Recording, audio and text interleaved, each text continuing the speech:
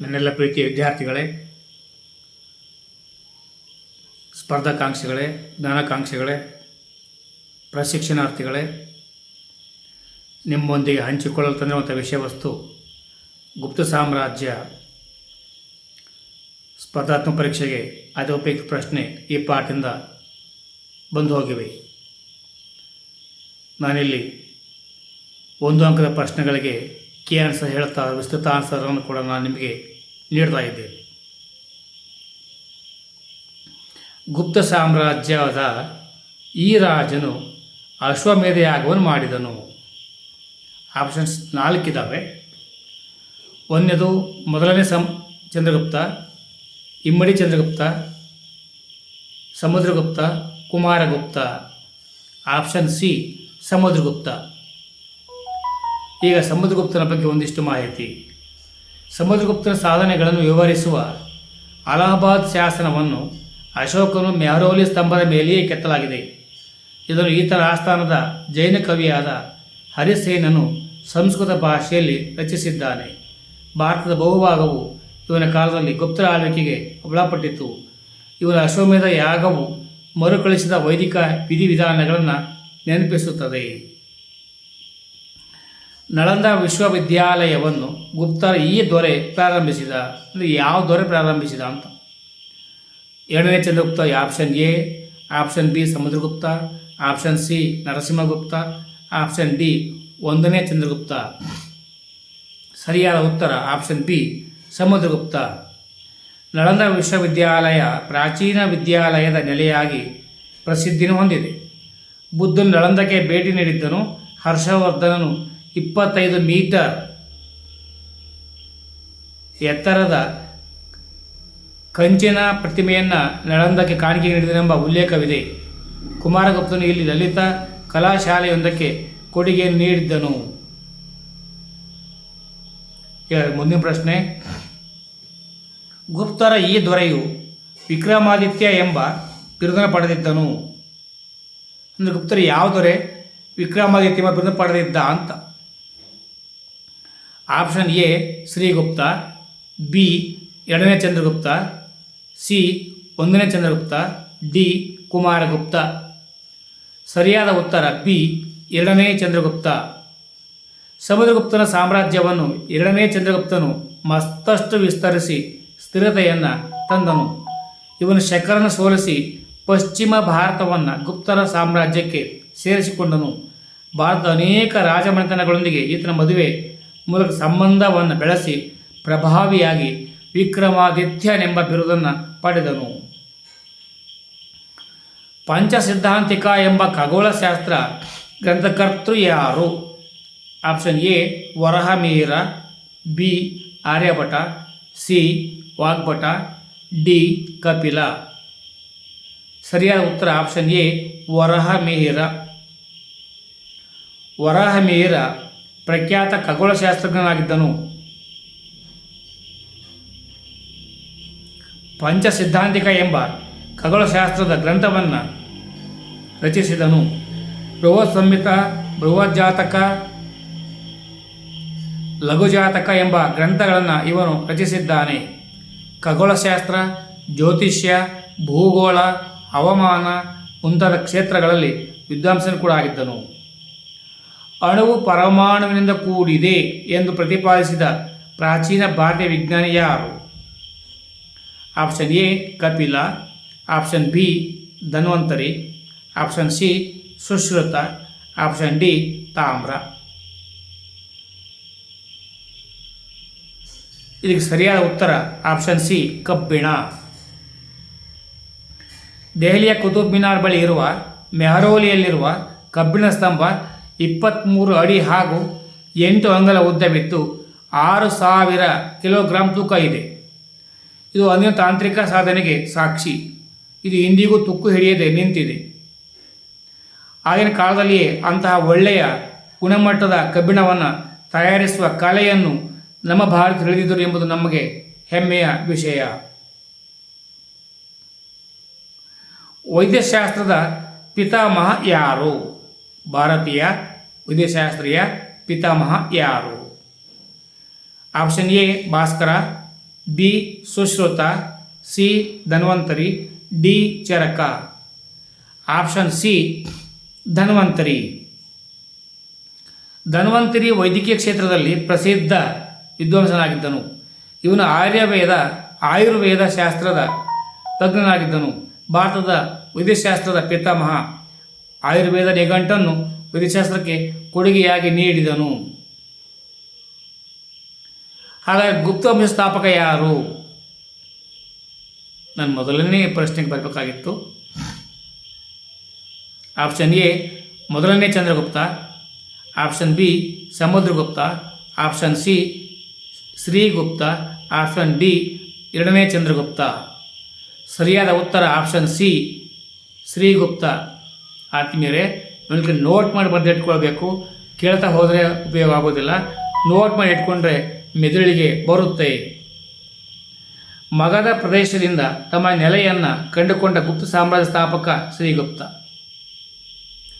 ಸಾಲಿಯನ ಶಕವರ್ಷ 320ರಲ್ಲಿ ಗುಪ್ತ ಶಕೆಯನ್ನು ಪ್ರಾರಂಭಿಸಿದವರು ಯಾರು? Option A Srigupta, B ಮೊದಲನೇ Chandragupta, C Harshavardhana, D Samudragupta. Option B ಮೊದಲನೇ ಚಂದ್ರಗುಪ್ತ. ಮೊದಲನೆಯ ಚಂದ್ರಗುಪ್ತನು ಲಿಚ್ಛವಿಯ ಯುವರಾಣಿಯನ್ನು ಮದುವೆಯಾಗಿ ತನ್ನ ಸಾಮರ್ಥ್ಯವನ್ನು ಹೆಚ್ಚಿಸಿಕೊಂಡನು. ಇವನಿಂದಲೇ ಗುಪ್ತ ಶಕೆ ಪ್ರಾರಂಭವಾಯಿತು. ಮಹಾರಾಜಾದಿ ರಾಜ ಎಂಬ ಬಿರುದನ್ನು ಹೊಂದಿದ ಗುಪ್ತದೊರೆ ಯಾರು? A Samudragupta, B Sri Gupta, C ಎರಡನೇ ಚಂದ್ರಗುಪ್ತ, ಡಿ ಮೊದಲನೇ ಚಂದ್ರಗುಪ್ತ. ಸರಿಯಾದ ಉತ್ತರ ಮೊದಲನೆಯ ಚಂದ್ರಗುಪ್ತ. ತನ್ನ ಸಾಮರ್ಥ್ಯವನ್ನು ವಿಸ್ತರಿಸಿಕೊಂಡ ಮೊದಲನೇ ಚಂದ್ರಗುಪ್ತನು ಮಹಾರಾಜಾದಿ ರಾಜ ಎಂದು ಕರೆಸಿಕೊಂಡನು. ಅಲಹಾಬಾದ್ ಶಾಸನ ಅಂದರೆ ಈಗಿನ ಪ್ರಯಾಗ ಪ್ರಶಸ್ತಿಯನ್ನು ರಚಿಸಿದವರು ಯಾರು? ಎ ಕಾಳಿದಾಸ, ಬಿ ಬಾಣಭಟ್ಟ,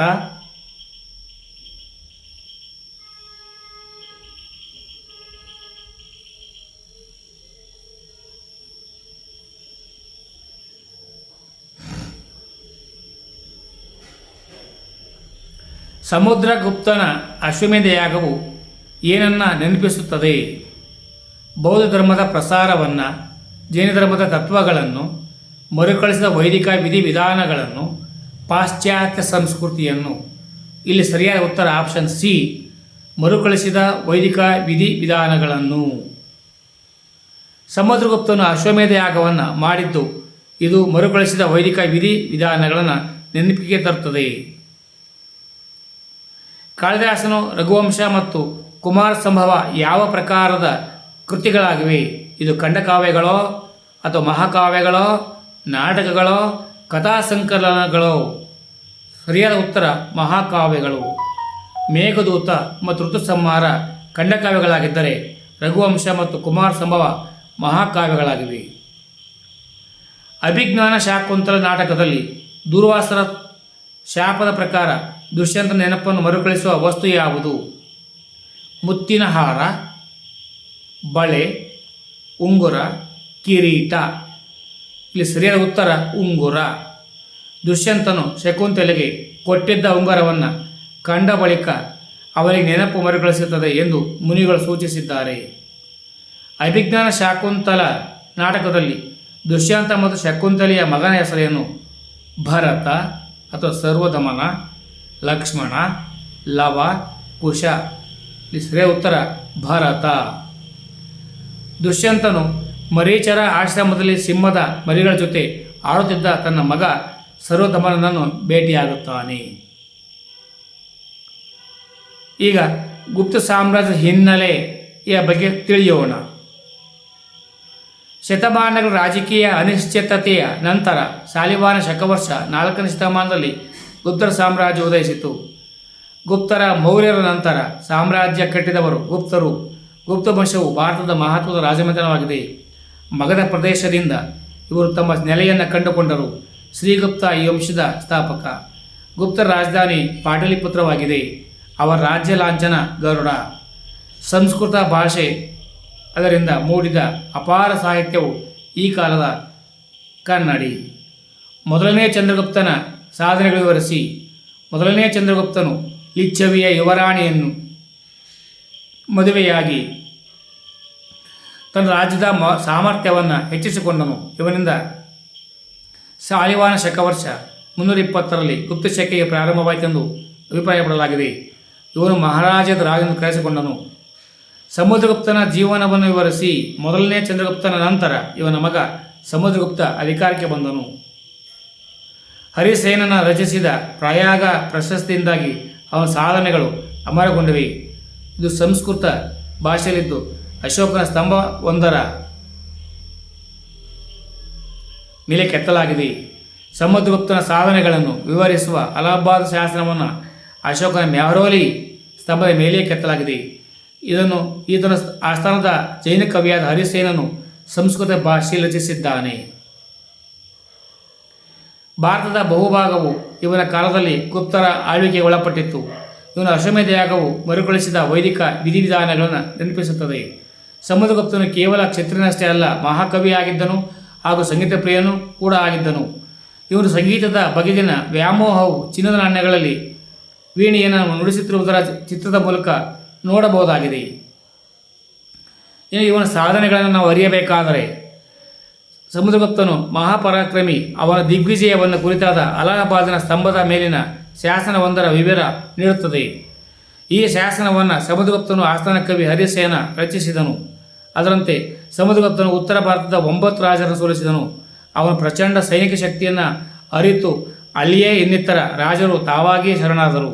ದೂರದ ಅಫ್ಘಾನಿಸ್ತಾನದ ಕುಶಾನ ದೊರೆಗಳಿಗೂ ಕೂಡ ಗುಜರಾತ್ನ ಸತ್ರಪರು ಅಂದರೆ ಶಕರು ಸಮುದ್ರಗುಪ್ತನ ಪರಮಾಧಿಕಾರವನ್ನು ಒಪ್ಪಿಕೊಂಡರು. ನಂತರ ದಕ್ಷಿಣ ಭಾರತದ ದಂಡಯಾತ್ರೆ ಸಮುದ್ರಗುಪ್ತನು ದಕ್ಷಿಣದ 12 ಮಂದಿ ರಾಜರನ್ನು ಸೋಲಿಸಿದನು. ಅವರ ಕಂಚಿ ರಾಜನು ಕೂಡ ಒಬ್ಬನಾಗಿದ್ದನು. ದಂಡಯಾತ್ರೆಯ ನೆನಪಿಗಾಗಿ ಅಶ್ವಮೇಧ ಯಾಗವನ್ನು ಮಾಡಿದ್ದಾನೆ. ಸಮುದ್ರಗುಪ್ತನ ಸಾಂಸ್ಕೃತಿಕ ಕೊಡುಗೆಗಳು. ಸಮುದ್ರಗುಪ್ತನು ವಿದ್ಯಾಪೋಷಕನಾಗಿದ್ದನು. ಸ್ವತಃ ಕವಿ ಹಾಗೂ ಸಂಗೀತಗಾರನಾಗಿದ್ದು ಈತನು ಕವಿರಾಜ ಎಂಬ ಬಿರುದನ್ನು ಧರಿಸಿದ್ದನು. ಈತನ ವೀಣೆ ನುಡಿಸುವ ಚಿತ್ರವಿರುವ ನಾಣ್ಯಗಳು ಕೂಡ ದೊರೆತಿವೆ. ಹೊಸಬಂಧು ಎಂಬ ಹಿರಿಯ ಬೌದ್ಧ ವಿದ್ವಾಂಸ ಅವನ ಮಂತ್ರಿಯಾಗಿದ್ದನು. ಸಮುದ್ರಗುಪ್ತನ ಚಿನ್ನದ ನಾಣ್ಯಗಳು ಗುಪ್ತ ಸಾಮ್ರಾಜ್ಯದ ಶಕ್ತಿ, ಸಂಪತ್ತು, ಗುಪ್ತ ಸಾಮ್ರಾಜ್ಯದ ವೈಭವವನ್ನು ಪ್ರತಿಬಿಂಬಿಸುತ್ತದೆ. ಇನ್ನು ಎರಡನೇ ಸಮುದ್ರಗುಪ್ತನ ಬಗ್ಗೆ ನಾವು ಅರಿಯಬೇಕಾದರೆ ಸಮುದ್ರಗುಪ್ತನು ಉತ್ತರಾಧಿಕಾರಿಯಾದ ಎರಡನೇ ಚಂದ್ರಗುಪ್ತನು ಯುದ್ಧ ಕಲೆಯಲ್ಲಿ ನಿಪುಣನಾಗಿದ್ದನು. ಸಮುದ್ರಗುಪ್ತನ ಸಾಮ್ರಾಜ್ಯವನ್ನು ಎರಡನೇ ಚಂದ್ರಗುಪ್ತನು ಮತ್ತಷ್ಟು ವಿಸ್ತರಿಸಿ ಸ್ಥಿರತೆಯನ್ನು ತಂದನು. ಗುಜರಾತಿನಲ್ಲಿ 3 ಶತಮಾನಗಳಿಂದಲೂ ಹೆಚ್ಚು ಕಾಲ ಆಳ್ವಿಕೆ ನಡೆಸುತ್ತಿದ್ದು ಸತ್ರಪರನ್ನು ಅಂದರೆ ಚಂದ್ರಗುಪ್ತನು ಸೋಲಿಸಿದನು. ಇವನು ಶಕರನ್ನು ಸೋಲಿಸಿ ಪಶ್ಚಿಮ ಭಾರತವನ್ನು ಗುಪ್ತರ ಸಾಮ್ರಾಜ್ಯಕ್ಕೆ ಸೇರಿಸಿಕೊಂಡನು. ಭಾರತ ಅನೇಕ ರಾಜಮನೆತನಗಳೊಂದಿಗೆ ಈತನ ಮದುವೆ ಮೂಲಕ ಸಂಬಂಧವನ್ನು ಬೆಳೆಸಿ ಪ್ರಭಾವಿಯಾಗಿ ವಿಕ್ರಮಾದಿತ್ಯನೆಂಬ ಬಿರುದನ್ನು ಪಡೆದನು. ಚಂದ್ರಗುಪ್ತನು ಹೊಸ ಬಗೆಯ ಚಿನ್ನದ ನಾಣ್ಯಗಳನ್ನು ಹೊರಡಿಸಿದನು. ಆತನ ಆಸ್ಥಾನದಲ್ಲಿ ಮಹಾಕವಿ ಕಾಳಿದಾಸ ಮತ್ತು ಇತರ ಪ್ರಖ್ಯಾತ ವಿದ್ವಾಂಸರಿದ್ದರು. ಜೈ ಹಿಂದ್, ಜೈ ಕರ್ನಾಟಕ, ಜೈ ಭಾರತ ಮಾತೆ. ಸರ್ವರಿಗೂ ಶುಭವಾಗಲಿ. ಇದು 8ನೇ ಕ್ಲಾಸಿನ ಪಠ್ಯಪುಸ್ತಕದ ವಿಸ್ತೃತ ಪಾಠ. ತರಗತಿ ಸಣ್ಣದಾದರೂ ಕೂಡ ವಿಷಯ ದೊಡ್ಡದಿರ್ತದೆ. ಯಾವುದನ್ನು ನಾವು ಕ್ಷುಲ್ಲಕವಾಗಿ ನೋಡಬಾರ್ದು. ಚೆನ್ನಾಗಿ ಅಭ್ಯಾಸ ಮಾಡಿಕೊಳ್ಳಿ, ಮನನ ಮಾಡಿಕೊಳ್ಳಿ, ಮಂದಟ್ಟು ಮಾಡಿಕೊಳ್ಳಿ. ಪರೀಕ್ಷೆ ಬಂದಾಗ ಉತ್ತಮ ಸಾಧನೆಯನ್ನು ಮಾಡಿ ಉತ್ತಮ ಜೀವನವನ್ನು ಹೊಂದಿ. ನಿಮಗೆಲ್ಲರಿಗೂ ಶುಭವಾಗಲಿ. ಜೈ ಹಿಂದ್, ಜೈ ಕರ್ನಾಟಕ, ಜೈ ಭಾರತ ಮಾತೆ. ಯಾರೆಲ್ಲ ಸಬ್ಸ್ಕ್ರೈಬ್ ಮಾಡಿಕೊಂಡಿಲ್ಲ ಸಬ್ಸ್ಕ್ರೈಬ್ ಮಾಡಿಕೊಳ್ಳಿ. ನನ್ನ ಧ್ವನಿಗೆ ನಿಮ್ಮ ಬೆಂಬಲವನ್ನು ನೀಡಿ. ಎಲ್ಲರಿಗೂ ಶುಭವಾಗಲಿ. ಜೈ ಕರ್ನಾಟಕ.